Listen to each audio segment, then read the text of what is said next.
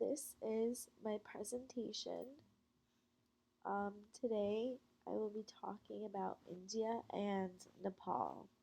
I picked Nepal because my name is Natalie and they both start with the letter N.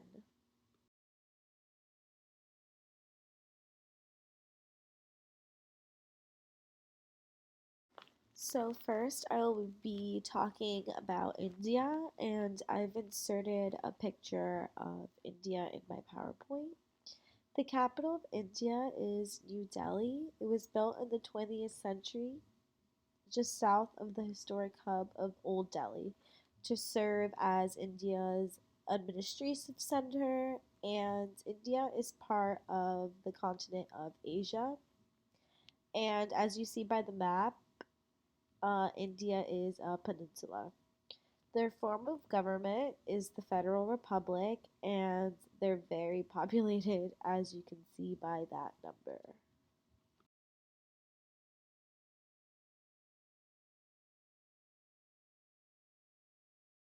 So, continuing with India, and their type of government. India's parliamentary government was inherited from the British, as like we've learned over the semester. After independence in 1947, one party, the Congress Party, and one family, the Nehru family, dominated politics in India for decades. Now, parties compete for elected positions. India's economy is growing so fast that experts predict it will soon become one of the world's most leading markets, which we also read in an article, which I thought was so crazy. There are many college graduates as well as many poverty people.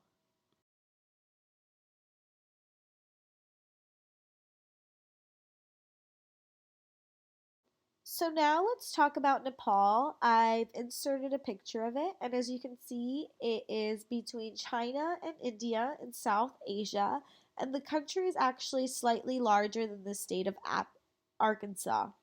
The official name is the Democratic Republic of Nepal, and I can't pronounce the capital. And I just inserted some fun facts about it and how Nepal has the greatest altitude change of any location on Earth.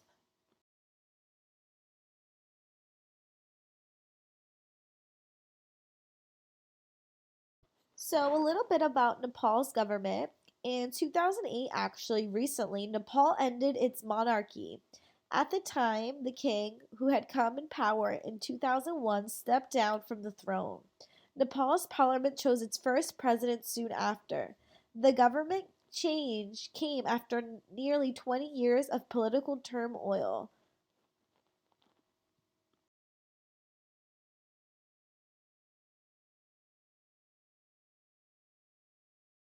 So now, what about India and Nepal?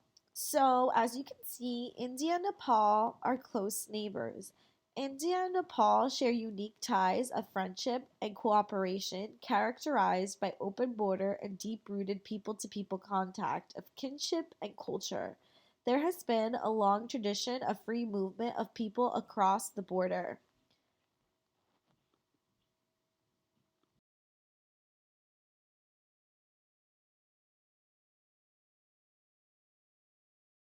Okay, so now what about Nepal and India? So, India and Nepal formed a Treaty of Peace and Friendship of 1950.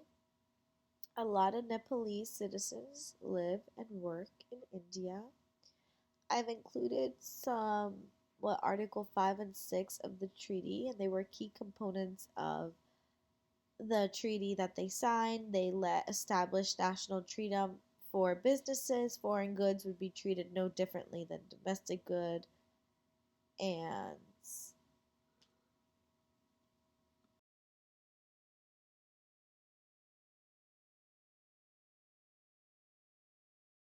so in 1950, the Treaty of Trade and Commerce between India and Nepal was also signed.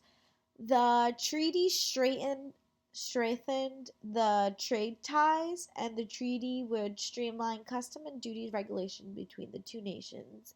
and important factors that were given in a landlocked country. The next 10 years in the 1960s would mark the beginning of Nepal balancing its relations with both India and China. Multiple trade and transit treaties were signed between India and Nepal as trade ties straightened between the two countries in the 1970s and then 10 years later in the 1980s.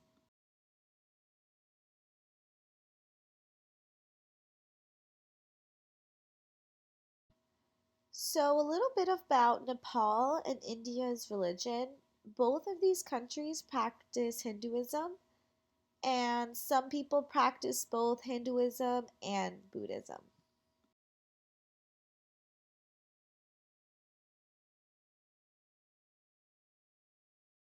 So, what about Nepal and India now in 2020? So, currently, India remains the largest foreign investor in Nepal and providing aid, but they're having disputes about territory claims, accusing India of changing the status quo without diplomatic relations.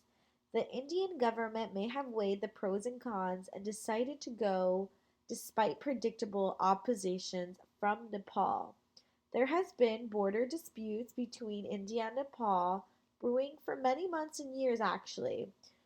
So it is unreasonable to blame China for creating the crisis, which is something that we're talking about this week. So I thought it was super interesting because we're learning about India. One of the readings in the news article was about China and the Indian border disputes.